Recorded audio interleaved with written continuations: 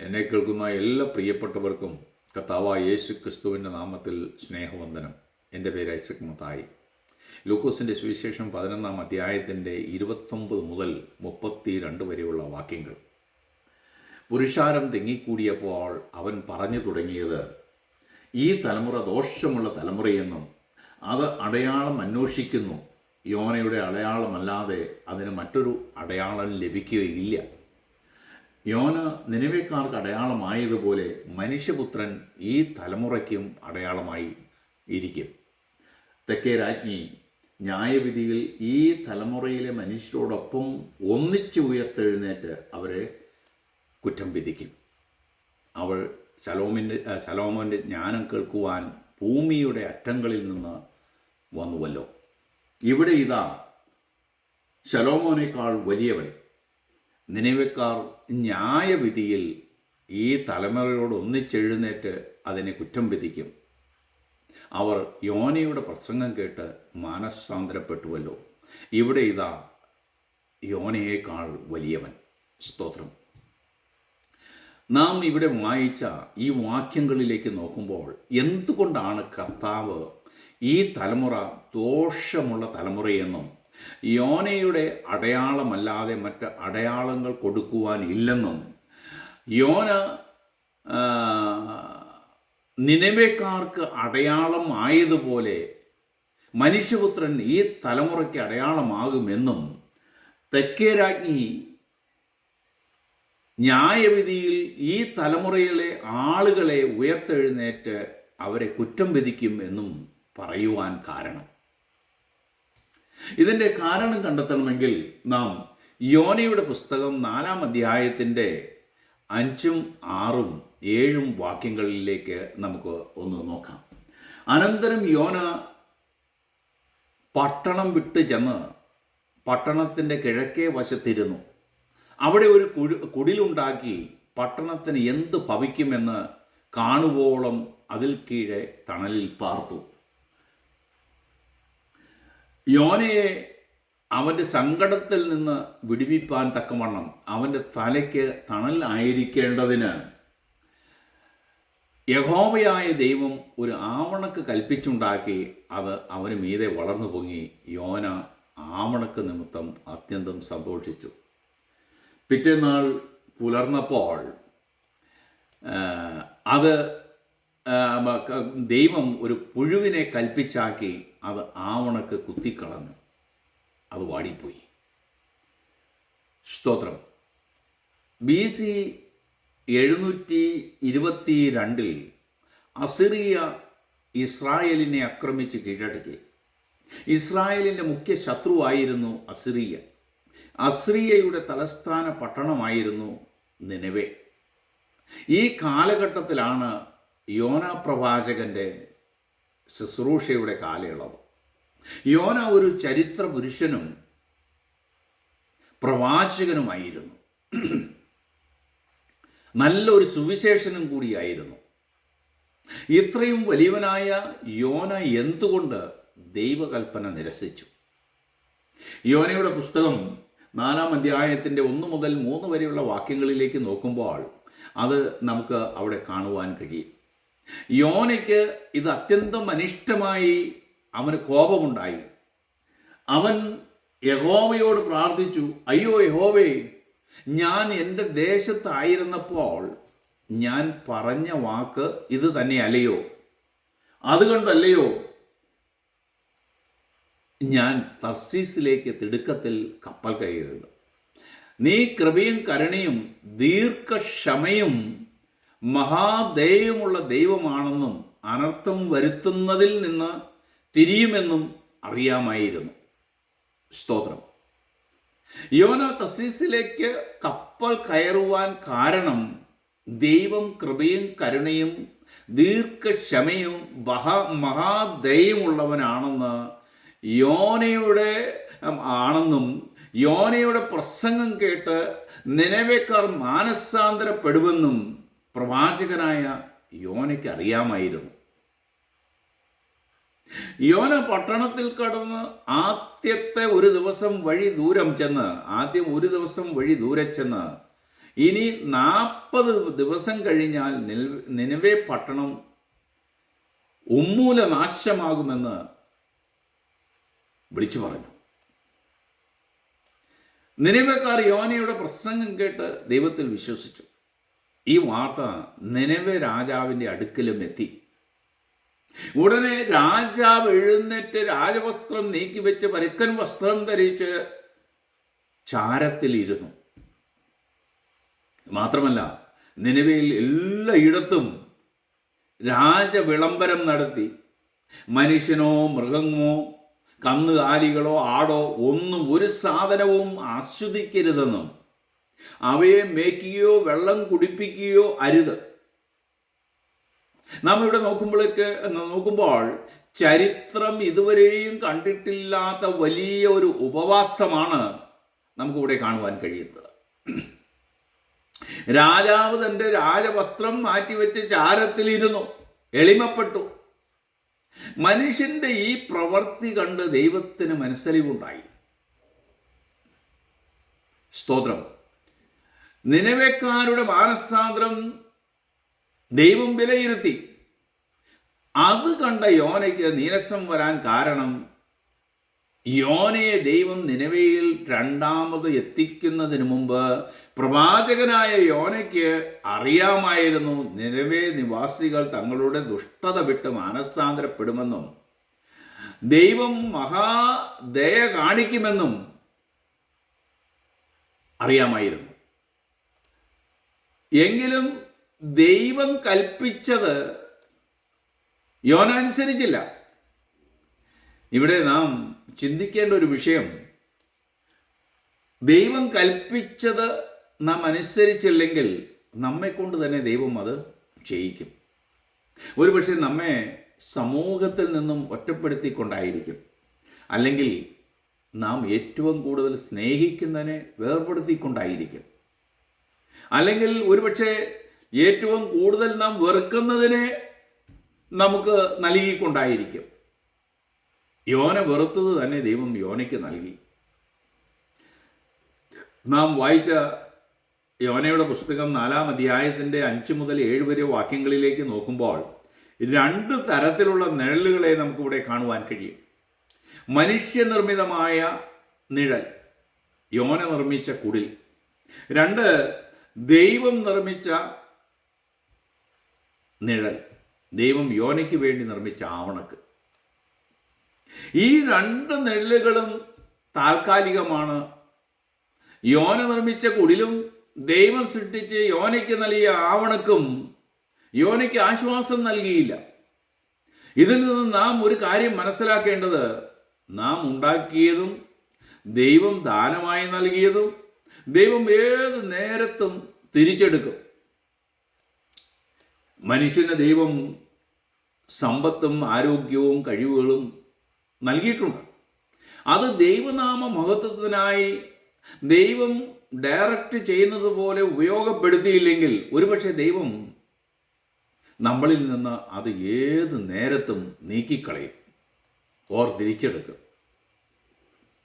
ദൈവം നൽകിയ ആവണക്കിനെ ദൈവം തന്നെ വാട്ടിക്കളഞ്ഞു. പുഴുവിനെ വിട്ടു എന്ന് മാത്രമല്ല, പെട്ടെന്ന് വാടിപ്പോകുന്നതിന് വേണ്ടി ഉഷ്ണക്കാറ്റടിപ്പിച്ചു. ആവണക്കും താൽക്കാലികം, യോനയ്ക്ക് വേണ്ടി യോന നിർമ്മിച്ച കുടിലും താൽക്കാലികം. മനുഷ്യന് എന്നേക്ക് അഭയം നേടുവാൻ കൊള്ളാവുന്ന ഒരു നിഴൽ നമുക്കുണ്ട്. സങ്കീർത്തന പുസ്തകം 91-ാം അധ്യായത്തിൻ്റെ 1-2 വാക്യങ്ങളിലേക്ക് നമ്മൾ നോക്കുമ്പോൾ, അത്യുന്നതന്റെ മറവിൽ വസിക്കുകയും സർവശക്തന്റെ നിഴലിൽ കീഴിൽ പാർക്കുകയും ചെയ്യുന്നവൻ, യഹോവയെക്കുറിച്ച് അവൻ എൻ്റെ സങ്കേതവും കോട്ടയും ഞാൻ ആശ്രയിക്കുന്ന എൻ്റെ ദൈവവും എന്ന് പറയുന്നു. നോക്കുക, അത്യുന്നതന്റെ മറവിൽ വസിക്കുന്ന പുരുഷൻ ഭാഗ്യവാൻ.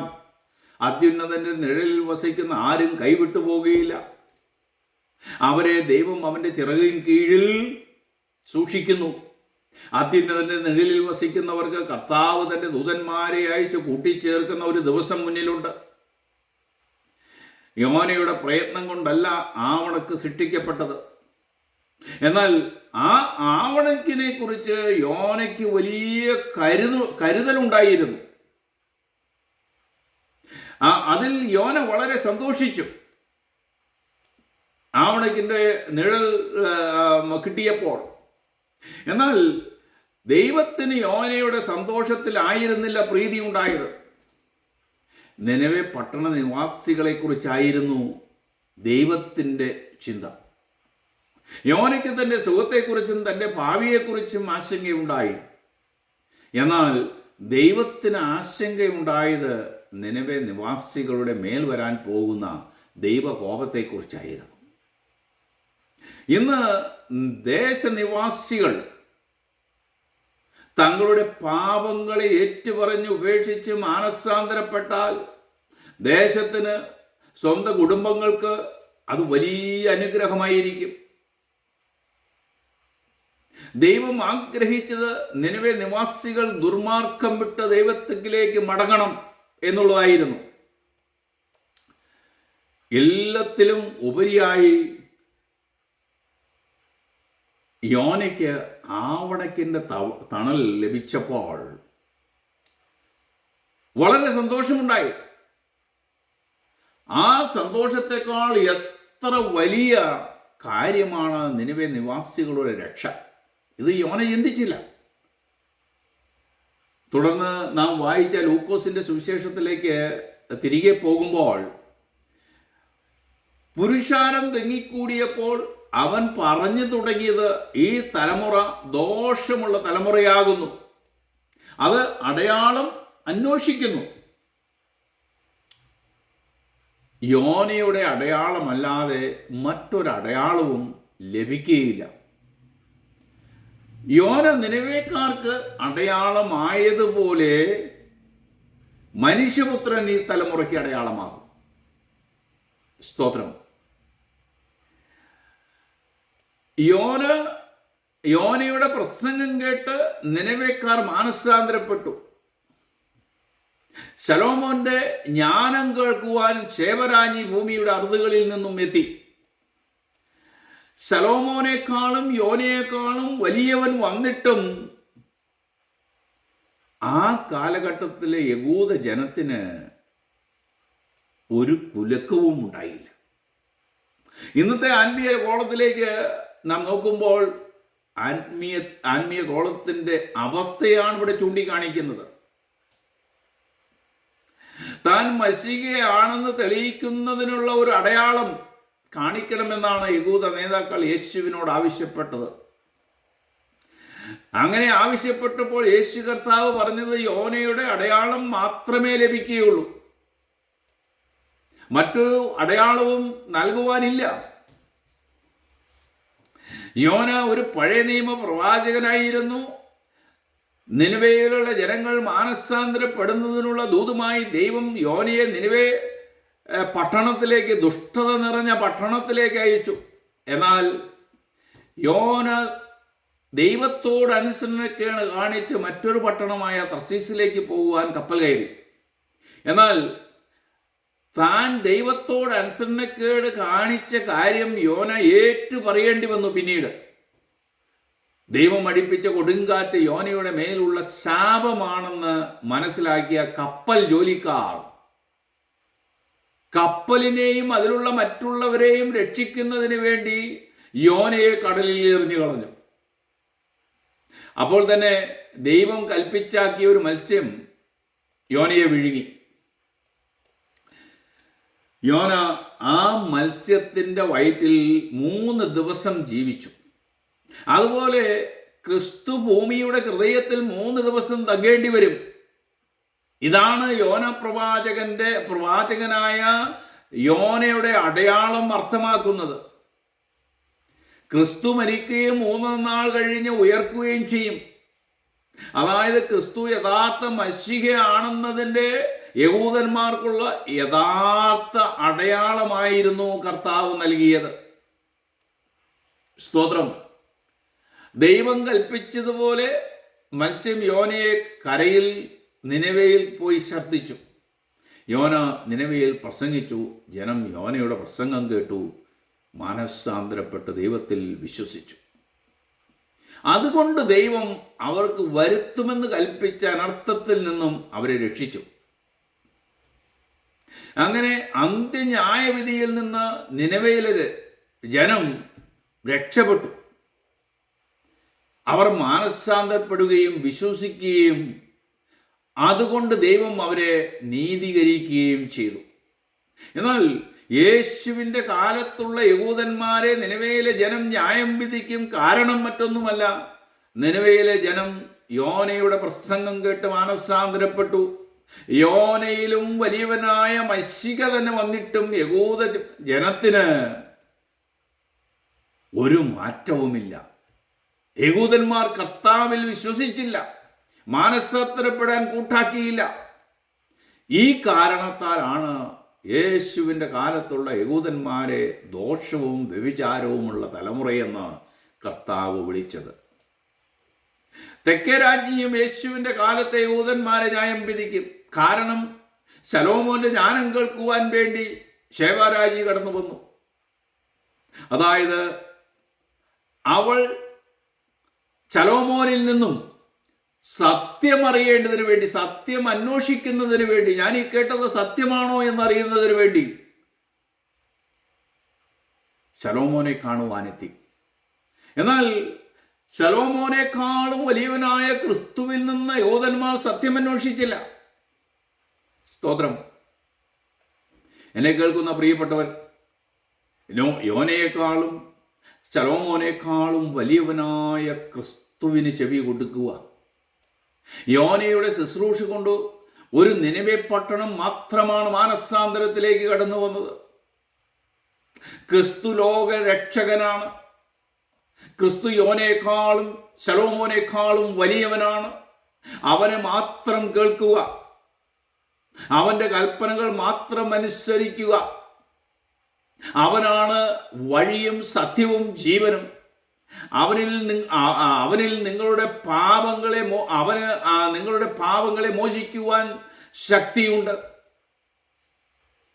അവനിൽ മാത്രമേ മാനവരാശിക്ക് രക്ഷയുള്ളൂ.